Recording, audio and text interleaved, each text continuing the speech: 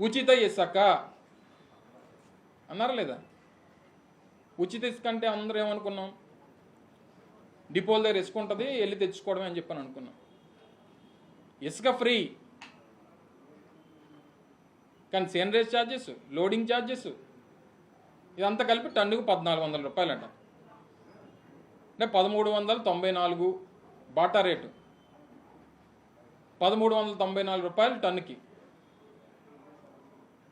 ఇసుక ఫ్రీయే. మరి లోడింగ్ ఛార్జెస్ ఎవరిస్తారు? సేనరేజ్ ఛార్జెస్ ఎవరిస్తారు? ఇవన్నీ మళ్ళీ కండిషన్స్ అప్లై.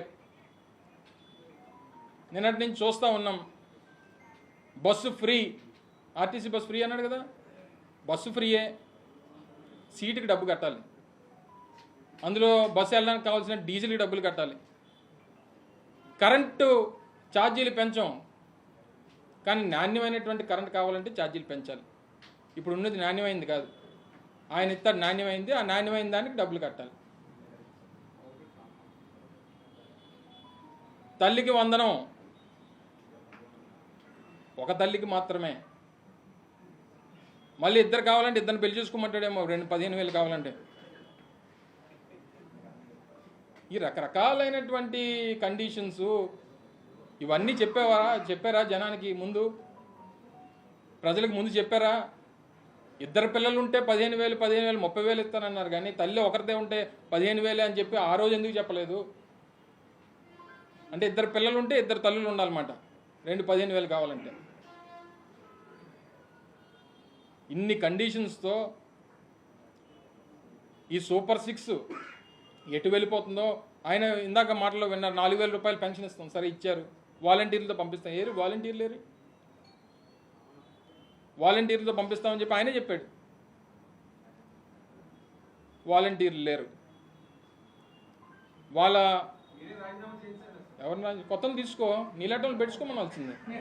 TV5 రిపోర్టర్స్ని, TV5 మీ ఎవరైతే ఉన్నారో మార్కెటింగ్ వాళ్ళు అందరిని పెట్టుకోమనాల్సింది. పోనీ సరే మేము పెట్టాం, అందుకని మేము లేము కదా ఇప్పుడు అధికారంలో, మా కోసమే రాజీనామా చేస్తారు. పోనీ ఇప్పుడు మీ కొత్త వాళ్ళని పెట్టవచ్చు కదా, కొన్ని మీ తెలుగుదేశం పార్టీ వాళ్ళని పెట్టుకొని, లేకపోతే నీతి నిజాయితీగా ఎవరైతే చదువుకున్నారో వాళ్ళందరినీ పెట్టియండి.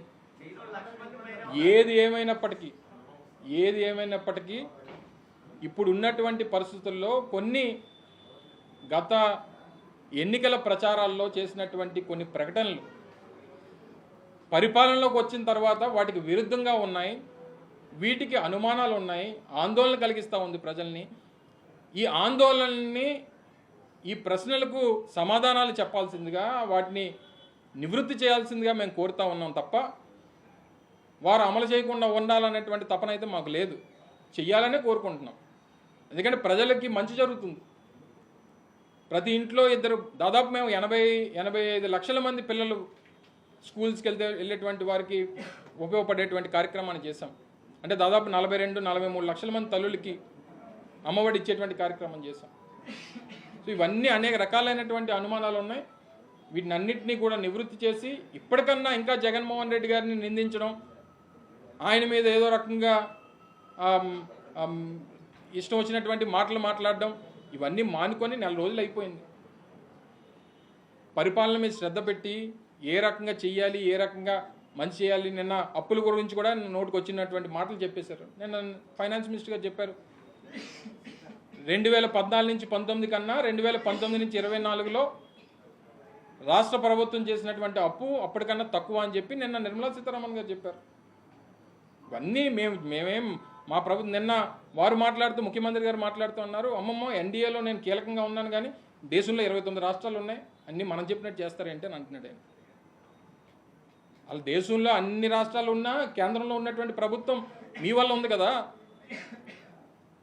మీ సహకారం వల్ల ఉన్నప్పుడు రాష్ట్రానికి మంచి ఎందుకు జరగకూడదు? సో ఇవన్నీ కూడా అనేక రకాలైనటువంటి అనుమానాలు, అనేక రకాలైనటువంటి ఆందోళనలు ఈరోజు రాష్ట్రంలో, రాష్ట్ర ప్రజల్లో కొన్ని ఉన్నాయి. వాటిని నివృత్తి చేయాల్సిందిగా మరొకసారి మీ ద్వారా ప్రభుత్వాన్ని కోరుతా ఉన్నాం. ఇంకా సమయం ఉంది, మీకు అనేక రకాలైనటువంటి అవకాశాలు ప్రజలు ఇచ్చారు, ఇచ్చినటువంటి మాట నిలబెట్టుకోవాల్సిందిగా మీ ద్వారా మరొకసారి కోరుకుంటా ఉన్నాం.